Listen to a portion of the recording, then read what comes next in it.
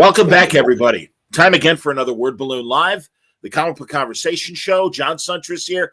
Feels like I'm doing morning radio because it's 8 a.m. my time. It's 2 p.m. Stephen Mooney's time. And hey, right here at the top of the hour, just 3 minutes past the top of the hour, we're going to have Jenny, the weather girl, come on and tell us about the snowstorm that's coming in our area. But right now, we're going to talk to Stephen Mooney because we're going to talk about not only his wonderful work on his own creator-owned book, Half Past Danger, but also going to be talking about the big announcement for April that's coming. Really glad that Stephen is going to do the Rocketeer to celebrate the 40th anniversary. Stephen Mooney, welcome back to Word Balloon. Hi, how are you? Thanks for having me. Thanks for having me back. As always, man. Yeah, likewise. Absolutely, man. Thrilling. Honestly, really psyched. As I was telling you off the air, there is nobody better to continue the tradition of the Rocketeer than Stephen Mooney. So I'm so glad you got this. How did it happen? How did this come together? Well, geez, first off, thanks a million for that. I really appreciate it. That seems to be surprisingly the general consensus. So, you know, it can go either way when you take these jobs. But I'm a massive Rocketeer guy from back in the day. So it was quite weird how it happened.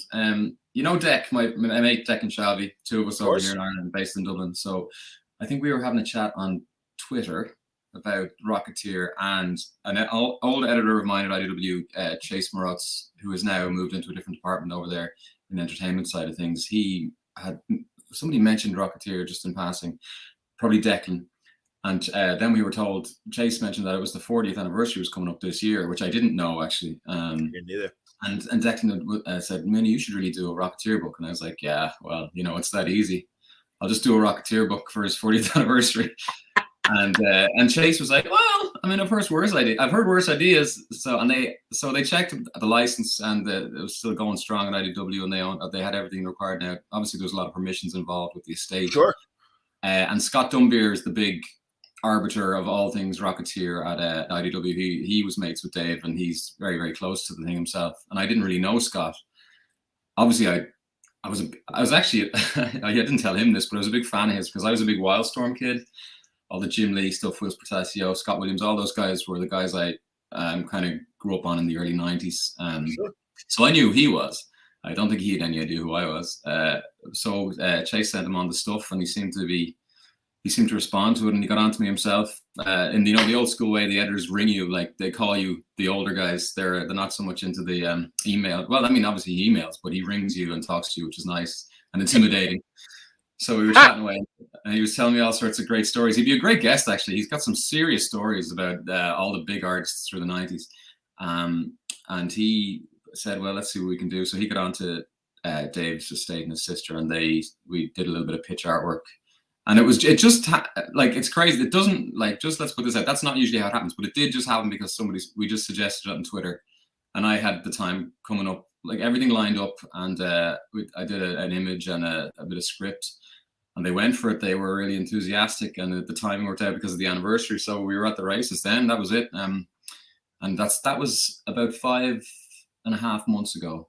And I've been working on and off, but mostly on Rocketeer since. So I'm on the 3rd issue now of 4. So we're well into it. So there'll be no delays or anything that guaranteed on this one, unless I really screw it up in the interim. You'll know it was my fault if anything happens. So I was delighted. I was a little bit intimidated to take it on because I'm a big Dave Stevens guy, big Rocketeer guy. But I did, in the back of my mind, think I could probably do as good a job as a lot of other guys on this one because I'm kind of steeped in those sensibilities with Half Past Danger anyway. Exact same time period, a lot of the same kind of adventurous, playful tone to it. So while this is quite different to Half Past Danger, I think anyone who enjoys Half Past Danger is going to get a blast out of my. It's weird saying my Rocketeer story, my Dave Stevens Rocketeer story as well. So I'm delighted to be on it. Hey, man, again, I echo what Len is saying here. Very exciting news. And absolutely, man, my God. Is it taking place pre-war or during the war? How well, pre-US involvement. I think it's late 38, early 39. So the paranoia is big right now in the States, especially on the West Coast where he's based, at the California side of things. So that definitely plays into it. In my mind, in the timeline, you've got the Rocketeer. The big 2 adventures that Dave did were the original and then the New York adventure. So Sure. The way I wrote my story, not to be dismissive of anything else. I've loved a lot of the stuff that happened about 10 years ago. IDW did some great books.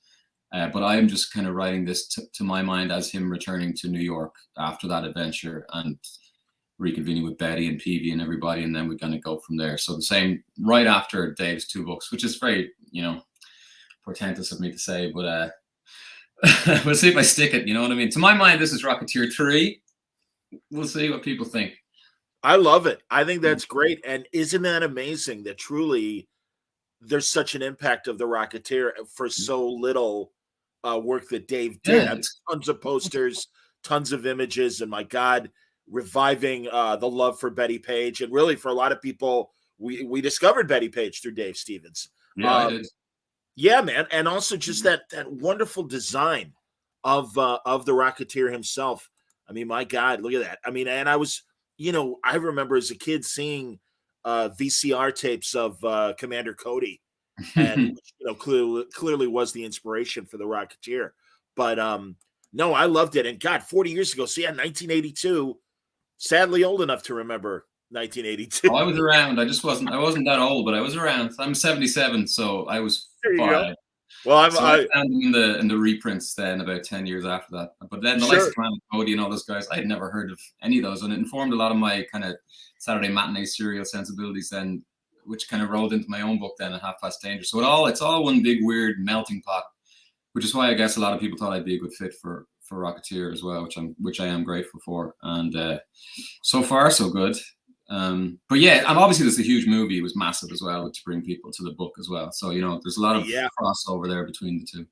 Massively misunderstood as far as when it initially came out from a marketing standpoint movie. Yeah, and Disney, it really is one of the great. It's one of the great comic book movies, man. No, 100%, man. Beer, D-Hoff, big year ahead. Rocketeer, free agents. We'll talk about free agents shortly. Can't wait for the next volume of Half Past Danger. So D-Hoff congratulates you. Very cool. Cheers, D-Hoff. So yeah, man, honestly, I can't tell you how delighted I am that this is happening.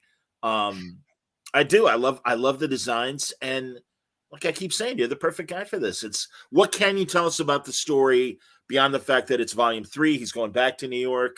I don't want you to spoil, but No, I can give you the main thrust of it is he's finally decided to his mind that this thing is going to get him killed. There was obviously Dave seeded all that stuff in the first 2 books where there was all these scrapes he was getting into and barely getting out by the skin of his teeth, and Betty was rightfully having to go at him for putting his life, her life, Peavy's life on the line with all his escapades. So he's at the point now where he's decided he has to make a decision between his friends and Betty and the pack, and is he going to finally hand the pack in to the government like he said he would do all the way back in Dave's first book, and will he or won't he, I guess. So there's he definitely goes into this not wanting to be the Rocketeer, which is probably I don't think he'd ever decided that, but for me he's at this point now where he's realizing that he's going to have to pick one lane or the other. Which way is he going to go? And then the race element is because it's just a good set piece for all that action stuff. And then you've got all your baddies, your foreign elements in the race. We've got the Axis, we've got the Allies, we've got Japanese and Italian pilots, we've got European pilots. There's an Irish pilot in there, of course. Little sneaky Half Past Danger mention. So there's all sorts of good stuff. I think, people say they just do what they think they will like and then hope that people come along for the ride. So that's what I've done. And Scott seems to dig the scripts, and the Dave's estate seemed to like everything too. I mean, we got a few bit dialogue tweaks here and there, which was to be expected. But sure. As far as the main thrust of the story goes, they seem to be pretty happy with it. So that's a good sign. Excellent. Yeah. Jason Garza, little comment. Too bad we can never have the Rocketeer Superman crossover Dave had thoughts about doing. I would say never, especially with Scott being in IDW and having a good friendly relationship still with DC and some of the artist editions that have come out through IDW. So I think I would say never, and that would be great. 1938 or 39 Superman with Fleischer style stuff. But I guess people just would wish Dave could do it. Yeah, of course. But again, I think you're more than capable. I love your work on DC Bombshells. I wasn't sure if you did cover, Stephen, or I would have posted some images from that. I know you did the interiors, and I wasn't sure if the bomb stories you did. I thought I lost you there for a sec. Yeah, I was frozen. But I think, that Fleischer style Superman stuff, that was gorgeous, and you could really play into that with Rocketeer. I guess people are just so sad that Dave isn't around to be the one to execute that himself. But like you say, who knows what's off the table, what's on the table, and there's guys like me out there and girls who are just mad to pick up the baton and run with these things once they're respectful of the original process and project, I think. Absolutely. And what I love about Cliff is, and it reminds me of some of my favorite movies, like North by Northwest, the Cary Grant Hitchcock movie, where Cliff's just a guy that really kind of lucked into all this weird stuff. And I can appreciate him being like, I can't do this, man. I always did love how Dave would have him truly banged up, and thank God he had the helmet. But once he had the helmet off, he's all bandaged up and stuff. And, and he was never a superhero, I think, which is another great aspect. He was just a guy in this situation, and he was kind of in it for himself to an extent, where he arguably stole that rocket pack. I mean, it landed in his lap, but he didn't make a lot of effort to give it back, and he decided he could meet his own ends with what he did with it. So there's definitely a cool kind of an every man. He's not a virtuous do-gooder type. He does good in the situation when it comes down to it, but almost because he has to save his own ass. You know what I mean? Which is great. There's absolutely. A lot of you can play with that. So. And then, I took loads of that into my own, Irish and Half Past Danger. There's loads of that in there. It's Indiana Jones. It's all those guys. They're all that archetype. So it's great fun to play with them. In fact, D-Hoff says if not a Superman crossover, maybe an Indiana Jones crossover with the Rocketeer. Yeah, that'd be great. Hell, man. All right, let's listen. I'm glad you're doing the Rocketeer. And seriously, this is going to be a lot of fun. 4 issues. They start in April. But I am all for as well pumping Half Past Danger. And let's... Stephen, I love this. I mean, truly, when I first saw it, oh God, yeah, man. I mean, my God, I'm all about foreign intrigue. Literally a week ago, I had Erica Schultz on, and I was saying there's a real opportunity to take foreign intrigue and put today's sensibilities behind it, and take all the good elements of foreign intrigue, because there's all and I understand, and I don't mean to trivialize the white savior aspect of some foreign intrigue and everything of the 30s and 40s pulp that was coming out. And that stuff certainly doesn't play well today, but there's a real opportunity instead to kind of turn the tables and have some of these white heroes walking into foreign lands and different exotic locales and be like, hey, guess what? You don't know how shit works here and you're in trouble. And that's great. That's a real story opportunity, Yeah, totally, 100%. Yeah, fish out of water. I mean, that's what makes it interesting. You don't want someone who can just walk in and handle a situation. You want somebody who comes in and trips over the first obstacle they meet and lands on their face and then learns how to get up and deal with it. That's the bones of storytelling, dramatic device. So 100%. Yeah, that's just it's all storytelling opportunities. Yeah. We'll get more to Half Past Danger in a second, but Jason has a Rocketeer question. What is your preferred rocket design, the comic or the movie? As much as I love the comic, the movie was just a whole nother level for me. Well, yeah, I agree, man. I mean, it became real life, which was insane. Yeah, it's hard to beat the physical aspect of the movie. When I grew up, I was a fan of the comic before I was a fan of the movie. So to me, the pack in the comic is always the one I picture Rocketeer wearing. But then it is a gorgeous design. The movie pack is a gorgeous design, and it's got that whole the 2-element design as opposed to the single fuselage pack. So. Geez, I think I'll sit squarely on the fence with this one. I'm promoting a comic. Let's say the comic pack, but I'm a big fan of both of them. Oh, there you go. I was going to the cover to see if we could tell. Oh, yeah, we're keeping it out. It's all Dave's designs in this book, yeah. Understood. Absolutely. Mm-hmm. No, and of course, too, with it being a race, great opportunity to design a bunch of planes and stuff, or take classic designs and then put your spin on them. Yep, there's a lot of that. Definitely going to be a lot of that. Yeah. Were you? Sorry? No, I was going to ask. There was an old 60s movie, and it took place more at the turn of the century. Those Magnificent Men and Their Flying Machines. I don't know if you ever saw that movie. I know of it, but I've never seen it. Okay. And it really was early flight, post-Wright brothers, but probably taking place in the 1910s or whatever. And it's an absolutely silly European film, but I really did love the planes, and I'm a big fan too of the American they got in it, Stuart Whitman, who was always a good Western hero Yeah. on TV and film and stuff like that. So whatever. Yeah, no, I think, I mean, I'm not a huge aviation guy, but I did a lot of research on this one. Just what were the coolest racing planes around at that time, and even stuff that was prototyped and experimental in those few years. And then, so I took a bunch of those, and then, like you say, added a bit of flavor to it and a little bit of sci-fi to it. But not. It's still a pulpy book. I don't want to go crazy with the sci-fi aspect. So just Sure. it's on the edge of believability, much like a rocket pack strapped to a man's back is. I've said it before, and I know this sounds ridiculous to say, but when I was a little kid, man, we were inundated with jetpacks.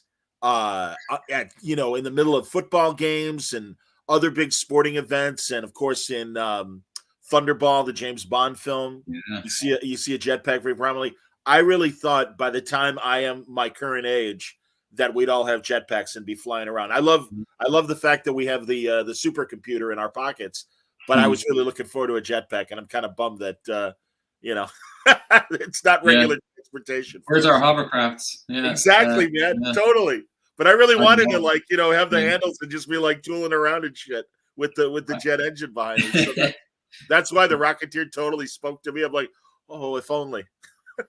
Yeah, well, that's the thing. Like everybody, what's your favorite superpower? Some people it's to be invisible. Everyone else just wants to fly. Those are the big two, aren't they? So. That's right. You don't believe a man can fly. It was kind of capturing that same Superman vibe to an extent. Absolutely. What's your answer to that question? Obviously, mine's flight. I am scared of heights, so It is not flight. Ironically, the guy doing a Rocketeer book, scared of heights. I don't know. Can you believe I've never been asked this question before? A career in comics and I've never been asked. That's funny. Time travel, that's probably too big, though. You couldn't have time travel. I got no problem with time travel being the answer. That's fine. Time travel. I'd be going and checking those stocks back in the 80s, getting my Apple stock in. A cynical superpower. I'd probably be a supervillain. You're Biff. You're Biff from exactly. I'd be Biff Tannen. That's the almanac. Absolutely. That's fantastic, man. Too goddamn funny. So, do we want to talk a little bit about free agents? This Kurt Busiek thing? Yes, well, I'm here. Yeah, I mean, hopefully, I'll come back. Maybe we can get Kurt on at some point as well. And Fabian Nicieza is involved in that one as well. I don't know if you know Fabian stuff. It's that's great. Kurt just got. I know Kurt has got a kind of a slew of new Image stuff coming. Like there's another Aerosmith with Pacheco coming out soon. I don't know how soon, but it's imminent. And a few other books. And it was just out of the blue. I had done a book at Image called The Dead Hand, which was like what I call a spy-fi, kind of a sci-fi tinged spy story with Kyle Higgins about 3 years ago, 2.5 years ago. And Eric Stevenson, the publisher at Image, had recommended me to Kurt when Kurt was looking for an artist for this new book. So he just got on to me. And it was pretty surreal. Kurt Busiek, who I am a very big fan of, just getting on to me out of the blue and asking what my schedule was like that kind of stuff doesn't happen to me all the time. So I told him about Rocketeer and he said, listen, whenever your schedule is free, we'll do it. So he was willing to work around me, which is, again, it doesn't always happen. So I was delighted to team up because I'm at the stage now. I'm writing a lot of my own stuff now, obviously with Rocketeer, Half Past Danger and the Betty Page and that kind of bits and pieces. But so I have got a list of people that I'm keen to work with. It's not a long list, but Busiek is definitely on that list because, he's a way better writer than I'll ever be. So I'm happy to jump on that truck and just follow him all the way to the moon. That's my plan. And try not to screw it up on the way. Yeah, but it's great. Well, can you? I don't know how much you can tell us story-wise. Spy story, obviously. I'm assuming. No, this one is more of a straight superhero. It's more of I think it's got a real 90s flavor to it. It's and Fabian's great at that stuff as well. Like it's really strongly in their wheelhouse. They're not like the Thunderbolts and all. Busiek's massive 90s superhero books. So it really reminds me of that. And now it does have a bit of a modern edge to it. There's a little bit of science fiction involved. Their scripts are written, like they're ready to go when I get to them. So I do kind of know what's going on. I don't know how much I'm supposed to say. They'll probably email me now and tell me to shut up. But it's really good. I can tell you that. And it focuses on if I had to pin it down, I'd say it's like X-Force New Mutants type crossed with I I don't know, some sort of, in my mind, I don't know if you know the Mass Effect series of video games. It's a very famous science fiction franchise. That's in my head, the two tent poles I have crossed over. So kind of young heroes, out of place, out of time, dealing with life on Earth, and having to save the world a bunch of times. You know, good stuff. Cool. No, sounds great. Sounds great. I'm a big Fabian fan as well as a big Kurt fan. So that's terrific. When it's time, we'll talk about it. Yeah, and I mean, honestly, Stephen, how are things going creator own wise for you? I mean, again, I adore Half Past Danger, and I'm such a fan, and love this crew and love these villains. I mean, I know you've run Kickstarters for various specials, over the years and stuff. How's it going? Well, so far so good. I mean, I don't want to say it's on the back burner. I don't know when. It's, to my mind, it's the preeminent thing that I do. But obviously, like everybody knows, it's probably it makes me, not to get too cynical about it, but it doesn't make as much money as working for. I'm doing covers for Marvel now, and books for Marvel and DC are just an Image to an extent are a safer bet. If it was up to me, I'd be doing Half Past Danger all the time. That's the honest truth, because it's far and away the closest thing to my heart, and it's very much what I love to do. Rocketeer, just on that note, the way Dunbeer is letting me go about this, I'm kind of almost handling it like a Half Past Danger. It's like I'm treating it like a creator own, where I'm looking at every aspect of myself and then sending out to Scott for his notes and feedback, and then I'll work around whatever he thinks or doesn't think of the work they send in. But from the go, I wrote it the same process. I'm drawing it the same way as I do with Half Past Danger. It clicks into place very easily, because it's like there's so many similarities between the two books. Sure. And it's very easy to fit into that shape, into that I don't know, into that category, I guess. I mean, not to pigeonhole myself, but that's very much where I do feel comfortable. And I love to do that stuff. So Half Past Danger 3, the first two major installments are done and out for a few years now, and they did well. The first one did really well. The second one did quite well enough that I can do more. And then I did that Christmas special that, remember, I was on for the Kickstarter for the Christmas special. Absolutely. Yeah. Year one of the pandemic, when I was just kicking my heels and looking for something to do. I know. So I got that one together with Declan and the other Irish guys, and we all did stories together. That was great fun. And the fact that you own the book, and like, I put that together initially in a few weeks. Like, it's like, lads, are you available for 10 pages each? Yeah, let's do it. Got the book out. It did well. Again, I could do more, and people are looking for more, which is great. When I can do more is I don't know, which is a great problem to have. Like, I'm too busy. I couldn't do that down the Kurt book. I would kick myself. So that's, to be honest, that's another year at least I'm committed to on that. So it'll come. Will they let you within the Rocketeer, because it's another IDW thing? Will they let you promote the trades for Half Past Danger? I would assume so. I know it's been mentioned in all the marketing and things, so they'd hardly. It's a good question. I don't know. I hope so. It's being mentioned all the time. Like on the internet groups, the Rocketeer groups, a lot of people are saying, "Oh, I know Mooney from Half Past Danger. He's a good fit for this book." So it's definitely seeding a lot of conversation, and hopefully it'll bring eyes to Half Past Danger as well, like what you always hope.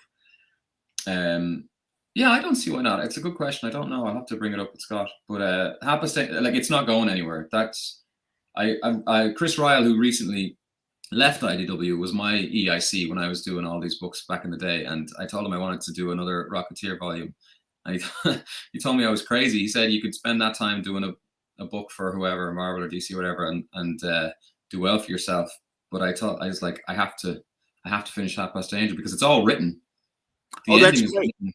So if I just leave that sitting in a vault somewhere and know I never finished it, I don't think I could live with myself. I mean, even if I have to do it for free, which is a ridiculous thing to say, in 10 years or whatever, I'll do it then, just to get the thing done and have a nice big omnibus that I can show people. But I think it'll be out in the next 2 or 3 years, realistically. This past weekend, Turner Classic Movies, our old Hollywood cable channel. I don't know if you get it down there. Yeah, we get the European version. It's okay. It's different listings, I think, but the same deal. They Friday night they ran Heavy Metal. The movie. Oh, really? And I love that zombie World War II moment that's part of the movie.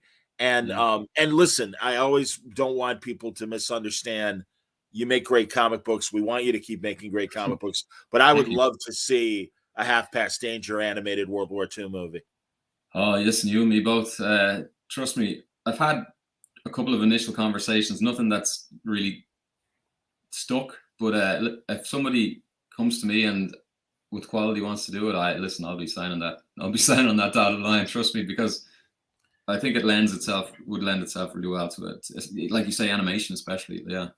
Well, and you'll forgive me, but being a radio guy, I would love to see an audio drama of Half Past Danger. Great, man. That'd be great. You know, I mean, well, if I had the believe me, Stephen, if I had the wherewithal, we'd be talking about doing this as soon as if anyone can do it, you can do it.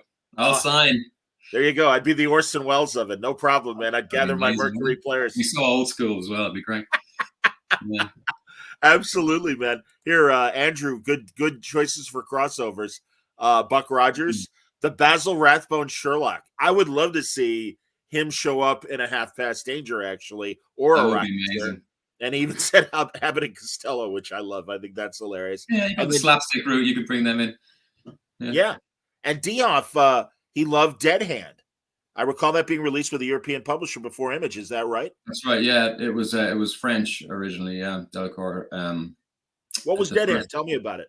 It was myself and Kyle Higgins did it. We both were working in the Bat Office at the same time. Now you're going back 5 years, maybe. We both did work with Nightwing and Grayson, and we were at one of these DC. I don't know.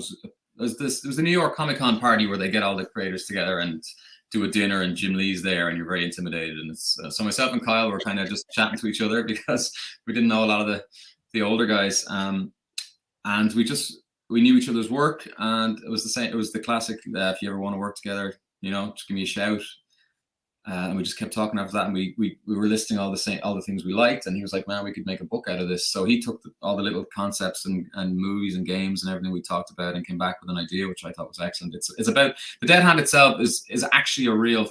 Well, to what extent is real, I couldn't tell you, but it definitely existed. It was a Russian nuclear deterrent system that was automated to some extent to activate in the case of American deployment. As in, if all the authority figures in Russia were gone, this system would activate itself. So the way we took it was a very, very nascent AI, like the beginnings of artificial intelligence, and that it could respond. It was a first response nuclear system. And then we took that and we mixed it with a Western, and we did it in this sleepy little town that actually had a big twist that I won't give away now. And we threw in those kind of tropes of the old sheriff and the kid that he mentors, and there's a lot of good stuff in there. Actually, I'm very proud of it. I mean, I can get one. I can get a hard copy of it and show you. I don't know how well that'll play on a radio YouTube show, but it did okay. I don't think it didn't do as well as we would have liked, the amount of time we put into it. But I've got a lot of jobs. I got the Black Widow gig out of that one, and this upcoming Free Agents one. So everything leads to more stuff. So yeah, I really enjoy it, and people who've read it seem to enjoy it too. So it's out there. Is this one of your covers for what Black Widow, or somebody else? I didn't do that cover. I can't remember the name of the guy who did that. Mine is. I got that one, and that's me. And there's another one of mine somewhere there as well. But it's kind of it's Natasha and Daredevil and Hawkeye on a cover, and she's front and center. But yeah, I loved that. I mean, again, that kind of femme fatale spy stuff is right up my alley. 100%. No, the only big character I haven't got to do really, which is crazy, is Catwoman. I mean, if I ever get to do a Catwoman story, you can stick a fork in me. I'm done. Well, here's hoping, man. Oh my God, and they've had great people recently on Catwoman, from Joelle to Rob V and everything. Yeah, I mean, amazing. Yeah, that's awesome. No, I could see it. That's wonderful. Do you think telling modern spy stories are harder to do these days than the classic stuff? Because the classic stuff, it was a less technological world, and you could get away with various things that now. I mean, I always think of movies like Enemy of the State, which I love, but it's like, with satellites and everything that's out there right now, you could pinpoint people in a way that you couldn't, certainly during your milieu of World War II stuff and the like. Yeah, I mean, we all have iPhones now and Google. We're all Sherlock Holmes now. Yeah. Yeah, there is definitely an element of that, but then you can play off that by having more fantastical villainous elements where they've got ridiculous capabilities and things. So it's really about the adversary, what they're up against, I think, is to me. Yeah. And then you can use whatever tools are at our disposal, but those tools have a whole different level they have to reach and overcome. But I mean, I'm always going to prefer the old school stuff, like you know, the really old school. Like my favorite James Bond is Russia with Love, where it's just an attaché case with a little blade and a couple of coins and the powder that shoots when they like that kind of stuff. I'll take that over lasers and stuff any day of the week. I'm so with you. But Absolutely. I mean, you can do it all well. There's no, you know, there's nothing you can't do a good job of if you take your time and think it through. That's my preference anyway. The older, yeah. I want to say, and I'm probably misremembering this author's name, but Howard Chaykin really turned me on to a series of novels. And was it Alan First, who did a lot of great like European espionage that is in that late 30s, Sure. pre US involvement of World War II and the like. I'll have to look that up. I don't know the name, but yeah, I'd be into that. Yeah, he really, like I said, that I always thought that stuff's great. I'm a big if I were able to draw like yourself, I would be doing OSS stories Yeah, about man. World War II because I'm fascinated by all of that, and Yeah. especially how while Bill Donovan, the general in charge of the OSS during the war, would recruit just citizens who had special skills, and Yeah, all of a sudden they became spies. I mean, I love the fact that Julia Child was, you know, the great French chef. She was working in China and stuff, and working for the OSS. Mhm. And you know, just like it's like that's fantastic, you know. We had a baseball catcher. Oh damn it, Joe! I can't think of his last name. Shame on me. But he was a third string baseball catcher, but became very important. And in the 30s, they sent a baseball all-star team to Japan. Babe Ruth was on it, and Joe, and shame on me, I'm blanking. I don't know if somebody in the audience might remember the guy's name, but Paul Rudd actually made a movie about this guy, and it's called The Catcher Was a Spy. Hmm. And he went to rooftops and took aerial shots of you know, Japan and Tokyo and stuff. And supposedly for the Jimmy Doolittle raid on Tokyo, they used his footage to kind of figure out where to go and stuff like that. And he had gone there a couple of years earlier. But I yeah, never really, heard of that. you know, yeah, just kind of crazy shit like that. And he was an active OSS agent during World War II. So Yeah, it's stranger than fiction. That's the best stuff. You wouldn't believe it unless it actually happened. It's fantastic. Like, yeah, I got into it. I only ever learned like the OSS things like that, which I'm big into now. But there was a show called Venture Brothers, a cartoon, an Adult Swim cartoon show, which I watched, and they had a spin on that. I think it was the ISS or whatever it was, and they had the general figure. They had all those archetypes, and I was like, what's this? So I looked up what it was all based on. And that's when I started reading about the OSS, and I was like, this stuff is crazy. Like, it's amazing what they're doing. Like, but yeah, it's so fantastical, and the fact that it actually happened, it's just it's brilliant. Yeah, I could work on that stuff all like forever. But I mean, I'm regressing through history. Like all my peers are doing modern books, and I'm doing books about the 1920s. It's like I don't know what kind of audience there is for that in comics is the problem. But I would do it all. well, but it's kind of classic. And yeah, Deck remembers the What movie. is that? And Jason, thank you, Jason. It's not Joe, it's Moberg. Moberg. Oh, okay. So Yeah, I yeah, don't know I the mean, name. I was saying Joe, but yeah, it's Moberg. So no, it's I agree with you. There's a lot of great real stories, and also I kind of think, especially as you know the new generations pop up and everything, there's a lot of mystery still to the 20th century, Oh and yeah. it's close enough in history, and also recognizable in ways that maybe, unless you're a real Western fan, you might be like, I don't know, you know, whatever. You might not be into it. But I mean, certainly, you know, the 20th century was modern enough, I think, in the right hands for a younger audience to be like, oh, okay, you know, that's fine. You know, they're not looking for faxes, they're not looking for iPhones, they're just looking for good stories. So, Yeah, you know, 100%. It's just, I mean, it's the same old thing. Like, would it sell? You know what I mean? I mean, guys. I don't want to say older guys or women, but like, you know, how do you sell that to kids is the thing. Myself, just talking yep. about Declan there, we went to the new Spidey movie. We'd been putting it off for a while. Both of us had deadlines, and then we decided to go for Declan's birthday. Oh, that's nice. You just come out of that movie, and it's like, I thought it was great. Like I hadn't seen the previous one. I liked the kid who plays him a lot, and I was Tobey Maguire was when I was younger. I was watching Spider-Man. Sure, but it's a good job. Like it's a logistical nightmare. That many characters, that many protagonists, antagonists, and they all get time in the sun. They all get good lines. They all get a bit to do. It's great. I'm like, how do you follow that up with a comic? You know what I mean? Like the budget is crazy. I mean, it's made him $1.6 billion or something nuts. It's in the top 5 grossing movies of all time. It's daunting. Like there are things comic books can do so well, but I think stuff is catching up. Like that, the two of us draw comic scripts for other people. So the cliche was, well, you know, the thing with the comic is there's no budget. It's all the artist's imagination. Nothing to beat that. But now I'm like, I couldn't come up with that stuff in a million years in my imagination. So my budget is shot.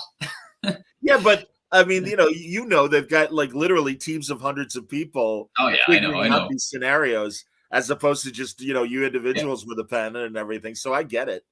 Yeah, but, and therein lies the appeal of comics because one person or two people can put out a project, whereas, like you say, there was thousands of people working on that Spidey movie. There was a production unit in Ireland on that. Like, why was there a unit in Ireland? Because they needed secondary special effects houses to do post-production on it. So they went. Some of the Dublin people did that. It's crazy. But I don't know. It's maybe that's why I go towards the older school stuff because I know that stuff can still. I think a lot of that can still be done best on paper. Maybe I don't know. It's a tough one. It's good to hear that you got together with Deck. How are things in Ireland, COVID wise, in terms of socially and stuff like that? How are things going? It's right now. It's the time and on the weekend they just nixed all the distancing, gone.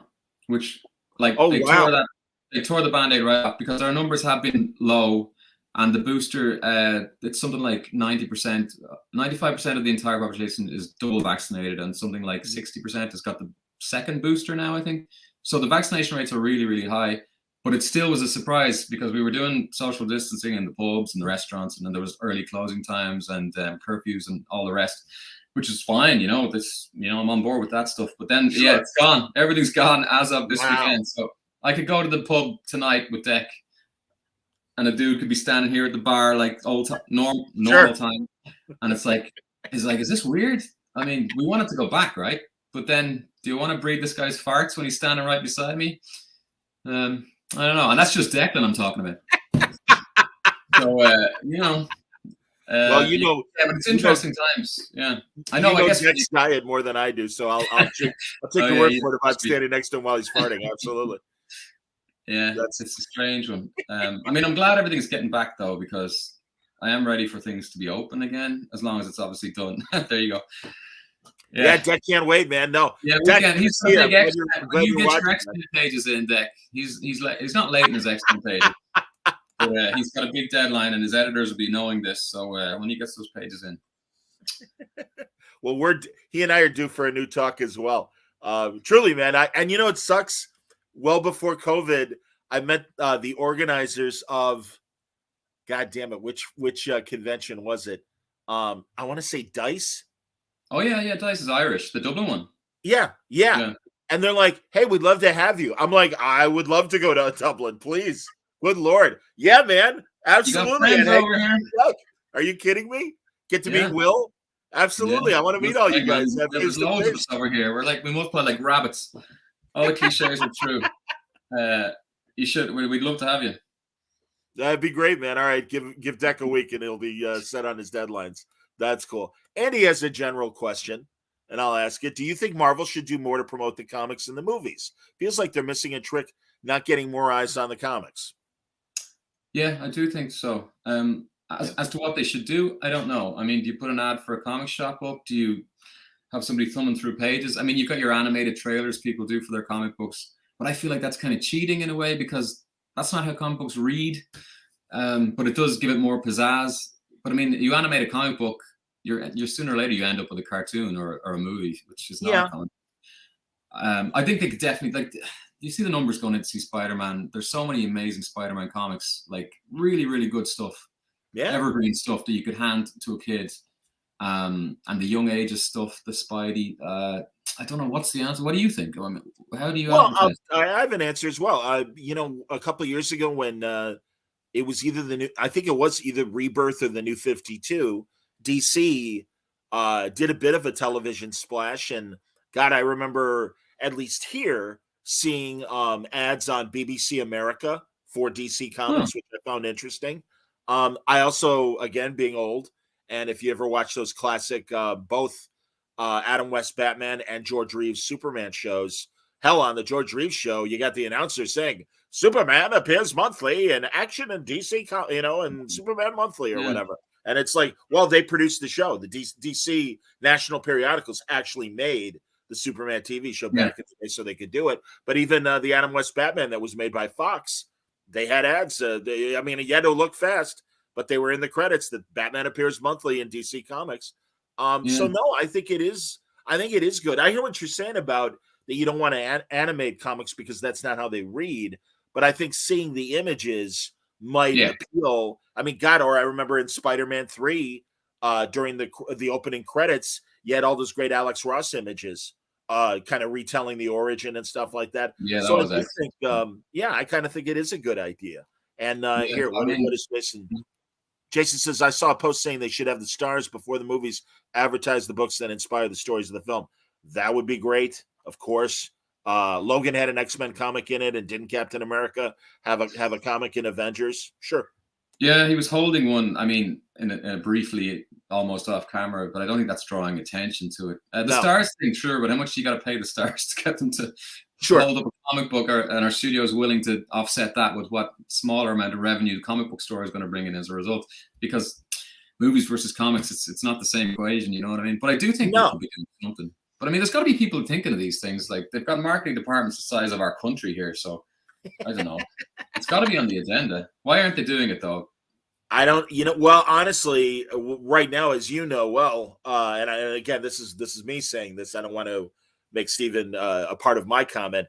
DC being run by Discovery now, and I mean, God only knows what that means. I do think that is a positive thing, because all those television shows that Discovery produces, all the DIY, do-it-yourself shows and the cooking shows, publishing is such an important part of promoting their stars. So I would imagine they see DC Comics in the same way with the Warner TV shows and films and everything, that it's a good thing and would only promote the intellectual properties. Obviously, Marvel is working hand in hand. But no, I mean, it's dollars compared to quarters, or even less, maybe dollars to dimes, putting it in American currency, as far as the money that is grossed by the movies and TV and the money that comes in from the comics. I mean, that's just the way it is. I mean, you got to accept it. Don't they say that the comic books are just IP generators really for the movies? I mean, that sounds cynical, but it's probably quite accurate.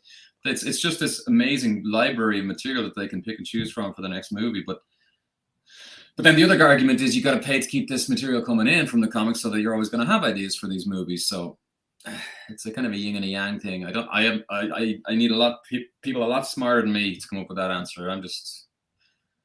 I hear you, man. Andrew makes an observation for Shazam. Zach Levi did a documentary where he was taken to a local shop and pick his favorites. That's cool. Jason says, I wish the comic artist did the movie posters. I hate the Photoshop stuff. Yeah, I hear you, man. And you think back to your classic, and I'm sure these guys were inspirational for you, like Drew Struzan, some of the great movie poster illustrators and stuff. That's what I wanted to be when I grew up, before I wanted to be a comic book artist, a movie poster artist. Except when I got to the stage about really thinking about it, there were no movie poster artists. Yeah. Except Jeff Struzan, but I mean, even he was on his way out at that stage. I love that stuff. Yeah. I'm with you, man. No, I'm so with you. Yeah. I think it has so much more character too, but it comes down again. The movies want the stars' faces in photographs on the poster. They want punter A and B to see this is what you're getting in this movie, not a nicely romanticized painting of that star, which is always going to be more appealing to people like us, but not to Joe Blogs on the street who can look up on Times Square and see a big picture of Robert Downey Jr.'s face and go, "That's the movie I want to see." It's all nuts and bolts marketing stuff. I agree. The movies have lost a little bit of romanticism for me since they stopped doing. I'm a huge movie guy. I love film, but the posters was a huge integral part for me growing up. I know Sean Phillips has been getting great opportunities to do DVD covers, And I don't know, have you been able to break through in that way as well? No, no one's ever. I don't think I've ever put it out there that I'd like to. I'd love to do some of that stuff, but I've never really. Comics, man, comics. It's like it's all day, every day, and it's if you're doing that. Like I write for other people now, and I just send my script off to the artist, and I go, "There you go, buddy. Enjoy. You can do a month's work on that, and I'll go and write this next script in 4 or 5 days." It's when you're an artist on a comic book, that's kind of it. And Sean is so good and so quick that he can incorporate all this other stuff into his work because he's been doing it since he was like 16 or 17 professionally on English comics. So he's got it down, you know what I mean? He's got a system. He can get his pages done. I'm sure the man has never missed a deadline in his life. Which we always aspire to be like that. What are you writing that other artists are drawing? Can you talk about that? Or right now, yeah, I'm what's Betty Page book I was writing for Diamond is just no, it hasn't. I think issue 5 come out. It might have just finished, and I'm a Sheena, but I relaunched Sheena for Dynamite as well. Queen of the Jungle, all the pulpy stuff that I like to do. That one, issue 3 is coming out of that soon. So awesome. So pulp stuff like that again, like just a couple of series I have on the go. Stuff that's in my wheelhouse that I can do, I think quite well, and I don't want to say it's not taxing, but I can do it at a clip that makes it worth my while doing other projects. Like in an ideal world, I'd be drawing one book and writing a couple of books, and then doing covers for another couple of books, which is what I'm doing now, but it doesn't leave a lot of time. And we have a little son, and suddenly I can't work 7 days a week, which is what I did for the last 20 odd years. I used to work 7 days a week, about 12 hours a day. And now I can't do that anymore. So it's about budgeting time. And then Half Past Danger gets pushed further out because it's the one I have control over and I can schedule, as opposed to books I have to do for Kurt or for Scott at IW that have to be done. And I never want to be a guy who doesn't hit his deadlines and isn't going to be reliable. So unfortunately, Half Past Danger gets pushed back a little, even though I'd rather be doing that. How old is your son? He's 3. Oh, he's wonderful. Charlie Hey, Mooney, yeah. That's great, man. There you go. So he's starting to become aware, and can you guys can share things? I'm assuming you took him to Spider-Man. No, I didn't actually. We've taken him to see a couple of films, but it was more like Paw Patrol and stuff that I wouldn't. It's still the stuff he's picking, but he will see all. I mean, that stuff is all ahead of him. There's no way he's escaping that legacy. I just want him to get a job. I'm like, when are you going to be able to draw my background? Come on, you're 5. Get out of the house. Earn your keep. You can spot blacks, right? You're 10. Can't be any worse than mine. Hey man, that's how Joe Kubert started when he was like 12 or 13, spotting blacks and stuff. So no, why not? That sweatshop going. That's my plan. Exactly. I don't. That's outstanding. Oh my God, you're killing me, man. That's fantastic. Oh, I didn't know this. So Andrew says that Zach Levi thing was a little documentary was done by Collider. So that's good. And I'm gonna have to look at that. That's cool. I didn't know about that either. But he's definitely, you can tell he's a bit of he grew up probably on comics. He's got that fan sensibility to him. I had him on years ago when he was still doing the TV show Chuck. Zach Levi. Oh yeah, real nice. Nice guy. Really nice. Very nice guy. Yeah, because he was doing nice charity work at San Diego. And it was like one of those great events that was happening outside the convention hall, out on the lawn and stuff. And, really would do one-on-one interviews with Casada and a lot of other nerd celebrities and stuff. So, no, yeah, Zach's one of us. He's a good dude. So, yeah, it's pretty cool. It comes across that way. Absolutely, man. Well, Christ, I know. We're all waiting for stupid COVID to lift so we could start traveling again. And it would be great to, as I said, I would love to come to Dublin, and I would love to see you guys come back to the States when you can. Have you ever come to the States, Stephen? Well, you said you were in New York for every year. Before COVID, I think we'd done. I think it was 11 NYCCs in a row. So we broke our run on that one. Technically, one more than me. I think I missed 1 year when the baby was born. But I consider New York as the US show that I do for work because Marvel. I got the Marvel guys are obviously there, and the DC guys now are in California, but they still come across to New York. Sure. I haven't done San Diego since I was trying to break in. Actually, wow. I haven't done San Diego. That's where I first met Scott. I told Scott Dumbier, my editor on Rocketeer. He doesn't remember, obviously, because he sees so many guys. But I queued up to show my portfolio to him when I was, 21, 22, which is 20 odd years ago. So He obviously had no idea, but I was like, yeah, you were very intimidating. It's like, no, fix this, change this. Oh, that's terrible. Well, and that's just him talking about my Rocketeer pages. Oh, really? No, I'm joking. No, he seems to like those ones. Thankfully, he seems to like those. That's good. No, you need to hear that when you're young. Absolutely. Man. Tough love. Yeah. No, that's good. Absolutely. You're killing me, man. Honestly, I love. So wait, I want to get back to this image. So was that a cover? That was a promo image for and like an idiot, I spelled Jodie Hauser wrote that book, and she's a great writer, and I spelled her name wrong. It says Haus there. She's Hous, but I hadn't met Jodie at that point. So I just did that, dopey Irish guy thing of spelling it like I assumed it was spelled. And then it went on to get like 180 retweets or something. And Jodie very politely got on to me and said, that's a great image, just so you know that's not how you spell my name. I was like, oh, I'm so sorry. Well, the cat was out of the bag. That was the one that announced the book. So sorry, man. Yeah, I don't mean to bring up embarrassment. I love you. No, it's great. Yeah. Listen, Jodie's excellent. Like, she has a great sense of humor. She saw the funny side of it. But yeah, that's the kind of stuff, that Euro spy vibe kind of thing, which I love to do. Yeah. Oh God, yeah, man. I imagine you're a big Monica Vitti Modesty Blaze fan. Oh. Yes, because gorgeous artwork. Yeah, that would be my top 10. Yeah, all that stuff. I'd love to relaunch Modesty Blaze. Me and 50 other people, I'm sure, would love to. Oh God, we got to get you and Kelly Sue to connect together. Yes, she would do it in our. Oh yeah, she's a big fan. Oh yeah. Well, yeah, she's one of us. Half Past Danger's going back another year. Let's get Modesty Blaze going. That'd be awesome. Well, or obviously with Dynamite, I'm assuming they're the ones that are coming up with the artists that you work on for Betty Page and Sheena and stuff. Yeah, I mean, I suggested people to them, but yeah, good. They would have the final say. Yeah. That's cool, because that was what I was going to ask. Is, I mean, obviously, I know you're friends with Deck and everything, but are there are up and coming artists that are they Irish artists? I mean, how are they're not actually? There was a wave of Irish people coming up behind us that have kind of. I think most of them are actually in work at the minute.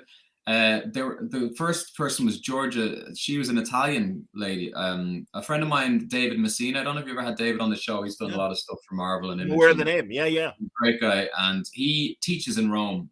So I was like, "What's the quickest way I can find a handful of really good, hungry artists?" So I said, "Who are the best 3 students in your graduating class?" And he gave me names. They're all working in the industry now, and he gave me the names. So I just got onto them. I said, "Listen, David recommended you. Would you have any interest?" And then Georgia was the one that Georgia Esposito was the one who went for it, and she's fantastic. She's done a ton of work. Like, we didn't discover her or anything, but she did a great job on the first one we did. And then for the second Betty series, it's an American guy called Jethro Morales. He's excellent.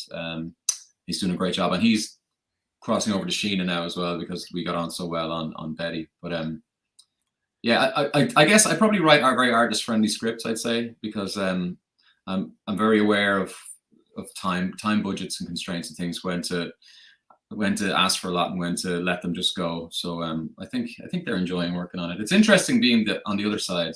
I never had aspirations to be a writer. It just kind of I did the original Half Past Danger I wrote because I wanted that to be what I worked on, and no one else was writing it for me, so I wrote it. And then I just got these offers for all these pulpy books like The Phantom and this and Sheena.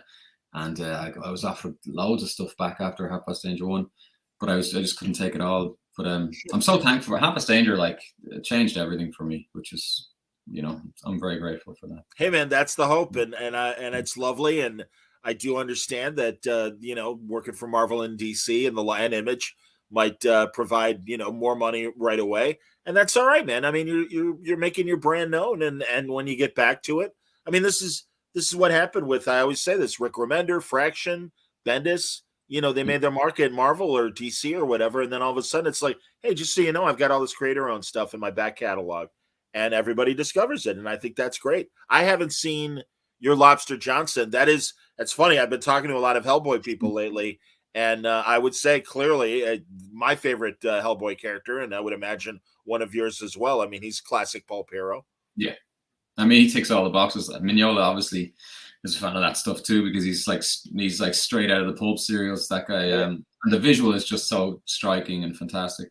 Just to make a point though, I grew up as a Marvel and DC kid. I not to. I mean, once you get to draw Batman in a DC comic, like that's huge, you know, and that's an ambition. I've just managed to do at this point a lot of the stuff that I set out with aspirations to do, and then when you get to a certain age, you kind of realize you don't want to just do other people's, especially with all the drama around credit and character creation and should you be making characters for Big Two when you can be making characters for yourself and but then I don't like that ugly side of like your own branding, your own IP.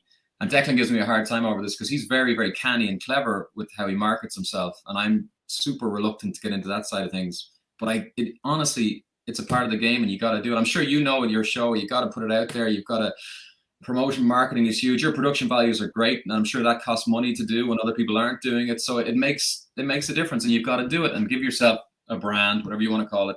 It's a dirty word in some circles, but it's marketing and it's necessary. So I loved any of the Marvel DC stuff. I'm so thankful that I got to do, and I'm sure I'll do more. I'm delighted to get it. Stephen, I always say I have a kinship with comic creators, as you just said, in terms of building my brand and promoting it and stuff. And yeah, I mean, I'm an old radio guy. I was a on-air talent, and the last thing I wanted to get involved with was marketing or sales. But as you say, it's a necessary evil, and that's okay. And thankfully, I have good fans that that animated opening that with Jor-El and all. I was watching it there when I was waiting to come out of the show. I was just sitting there watching it. I was like, "Oh crap! I'm supposed to be on in 2 seconds." It's really good. Yeah. My buddy William Meyer made that for me 9 years ago, and some of these other things. You're right. I mean, I pay for those promos, like the woman painting the word balloon image and stuff like that. But yeah, I hope that they're kind of attractive and fun and make the brand a little bit bigger. But yeah, you got to do what you got to toot your own horn. I mean, I got downsized from radio 2 years ago, and thankfully Word Balloon is working, and that's because of the wonderful help from the League of Word Balloon listeners and the like, and the people that support me, and I appreciate that. And so that's why I kind of turn around. It's like, all right, let me make more content, and Word Balloon's almost a daily show now, as far as on behalf of us guys, the world is a better place having Word Balloon in it. Oh, that's incredibly kind, Stephen. Truly, I appreciate that. You might know. Well, that's very kind. JD wants to know, does Quentin Tarantino still have the rights to Modesty Blaze? I have no idea. I didn't even know he had them. I didn't either. Makes sense. Yeah, it makes sense. You can see him buying those up 100%. I don't know. Tell him to call me, please. Exactly. Like you, I love the old newspaper strips, and those and the Bond newspaper strips. Good Lord, anytime someone republishes them, they have my full attention. I love those things. Oof, good stuff. Well, again, Stephen, I'm so happy that you're partnering up with such great people like Busick and Fabian and the like, and not only that, but also that they're handing the Rocketeer keys to you to do the great race, which starts in April. Everybody's pushing April right now. A lot of big books coming out in April, but a lot of talented people that deserve the attention. And that's why I'm very happy to talk to you about this. So 4 issues starting in April, IDW, Rocketeer, Great Race. And is that your colorist that's underneath your name? Len O'Grady, another Irishman, is coloring it. Yeah, I colored the cover, but he's doing the interiors. Yeah, so I'm delighted to have him on. He's like Scott's go-to guy, and he's top tier. So yeah, it's an Irish team. It turns out on that one. Again, we get everywhere, man. We're just under the rug. Can't stop us. Can't stop the Irish. Absolutely, man. That's that's fantastic. Absolutely. As always, all the best and way to go, and keep doing it, because we're thrilled and we can't wait for the next books from Stephen Mooney. Thank you so much for having me on, and hopefully I'll talk to you again. So I really appreciate it, man. Thank you. Of course. Absolutely. It's going to be a great week on Word Balloon Live. I'm going to be talking to Kelly Sue DeConnick and Phil Jimenez about that amazing Wonder Woman Historia graphic novel series that began in, I want to say, was it December? It was either December or November. But we promised ourselves that we would come back and do a kind of director's commentary on the book. So look for that on Wednesday. That's going to be another daytime Word Balloon Live, and lots more surprises coming up this week and beyond on Word Balloons. So everybody, thank you very much, and hope we'll talk soon.